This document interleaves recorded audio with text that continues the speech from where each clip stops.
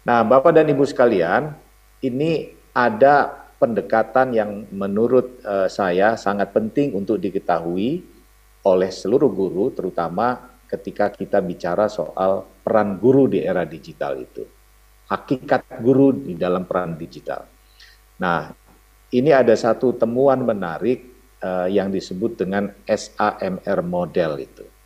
Nah, pertanyaannya adalah Bapak dan Ibu guru di Oku Timur ini itu sampai di level mana dalam 2 tahun terakhir ini melakukan proses belajar mengajar secara digital?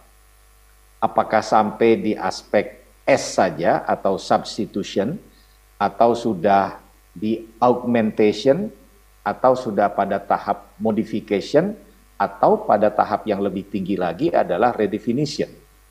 Saya jelaskan secara satu persatu. Guru-guru yang hanya menggunakan model substitution itu biasanya hanya menggunakan misalkan waktunya terbatas. Dia biasa mengajar secara luring di sekolah 1,5 jam, maka dia memindahkan 1,5 jam itu secara online. Itu namanya Bapak Ibu sekalian hanya menjadikan online itu, digital online learning itu sebagai pengganti saja. Pokoknya pengganti kehadiran gitu, kurang lebih begitu. Kalau 1,5 jam ya sudah 1,5 jam gitu, nggak lebih nggak kurang. Pokoknya ya tugas saya ya segitu. Jadi dia hanya menggunakan teknologi yang digunakan, mungkin pakai Zoom, mungkin pakai WhatsApp dan lain sebagainya. Artinya itu hanya digunakan sebagai pengganti kehadiran saja. Jadi tidak ada nilai tambah di situ. Nah, itu level yang paling rendah. Kalau level yang sudah lebih tinggi, augmentation itu, nah teknologi ini digunakan itu sebagai pengganti langsung, tetapi dengan penambahan-penambahan fungsi yang saya katakan tadi. Apa fungsinya? Oh, fungsinya ternyata bukan hanya buat belajar mengajar, ini yang namanya Zoom, atau yang namanya WA, atau yang namanya Facebook, dan lain sebagainya. Tapi juga bisa mengontrol keseharian anak-anak. Jadi kita melakukan kombinasi menggunakan berbagai macam platform media maupun media sosial itu. Nah, kita sudah mulai merancang mix itu. Ya kan? Nah, itu pada tahap kedua akan terjadi seperti itu. Nah, pada tahap ketiga, ketika augmentation itu sudah terlampaui, maka teknologi yang kita gunakan itu sebetulnya bisa digunakan untuk kita melakukan desain-desain pembelajaran secara lebih kreatif. Misalkan kombinasi antara pemahaman kita 4 sampai 5 platform media yang bisa kita gunakan untuk memberikan misalkan penugasan-penugasan, diskusi dan lain sebagainya kepada anak-anak, tidak monoton misalkan hanya menggunakan satu platform. Jadi kita sudah memodifikasi, misalkan kita menggunakan Google Meet misalkan, menggunakan Microsoft 568 dan lain sebagainya, kira-kira begitu. Mungkin juga bisa menggunakan TikTok, mungkin bisa menggunakan platform lain gitu,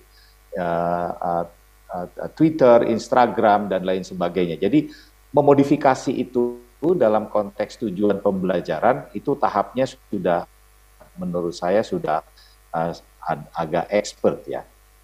Nah, kalau yang paling tinggi itu adalah redefinition. Jadi teknologi ini digunakan itu untuk menciptakan pola-pola pembelajaran yang baru, yang mungkin belum pernah dilakukan oleh orang lain.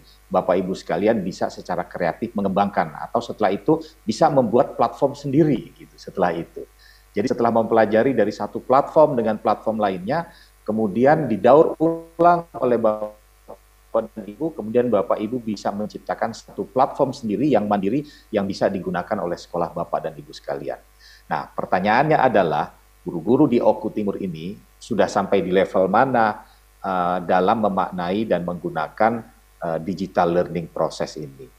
Apakah masih seperti cara lama, hanya memindahkan jam belajar dari pertemuan tatap muka biasa menjadi online, itu namanya yang paling lemah itu substitution, atau sudah mencoba mengkombinasi augmentation, atau sudah mencoba memodifikasinya, atau bahkan mungkin sudah bisa menciptakan platform-platform baru karena hasil belajar dari beberapa platform media belajar yang lain-lain. Nah, SAMR ini, model ini sudah dikembangkan bahkan jauh sebelum ada pandemi. Jadi sudah sekitar 15 tahun lalu ini sudah dikembangkan. Nah, mudah-mudahan dengan adanya pendekatan ini nanti misalkan Dinas Pendidikan OKU itu bisa menilai itu kapasitas setiap sekolah itu dengan menggunakan pendekatan ini. Sekolah mana yang sudah levelnya sampai di augmentation, sekolah mana yang model perlakuan digitalnya sudah sampai modification, dan di situ prinsip supervisi, pengawasan, dan lain sebagainya untuk memperlihatkan kualitas sebuah sekolah itu sebetulnya bisa diuji dengan pendekatan ini. Kira-kira begitu. Nah, Bapak Ibu sekalian, problemnya dengan substitution itu biasanya ini kendala utama di banyak negara seperti negara Indonesia itu adalah problem sinyal gitu. Jadi ini yang belum merata juga untuk seluruh kawasan yang ada di Indonesia ini. Nah, yang kedua itu tidak ada tempat khusus untuk mengajar daring. Nah, saya mengencourage betul misalkan kalau misalkan pandemi ini masih akan berlangsung lama, maka sebaiknya Dinas Pendidikan itu membuat titik-titik untuk dilakukan pembelajaran secara daring dengan persyaratan misalkan spotting dari sinyal atau jaringan WiFi di situ bagus, kemudian guru juga bisa bertemu secara terbatas dan bisa bertemu juga untuk mengembangkan desain-desain pembelajaran secara baik. Nah, di beberapa negara yang menggunakan sistem ini, kolaborasi antara 1 sampai dengan 5 sekolah, itu dia memiliki tempat khusus untuk mengajar secara daring. Gitu. Terutama kita ini karena negara kita adalah negara kepulauan, tuntutan untuk membuat ini menurut saya penting juga gitu ya. Belum lagi kita memiliki banyak masalah karena tidak punya mobility devices yang beragam itu. Jadi beberapa anak kita mungkin belum ada yang punya HP Android dan lain sebagainya, apalagi sampai punya tablet, punya laptop, dan lain sebagainya. Mungkin mereka juga banyak yang masih baru mengenal dan belum tahu cara secara familiar menggunakan device-device itu. Jadi ini beberapa tantangan kalau kita menggunakan pembelajaran itu hanya dengan basis substitution itu ya.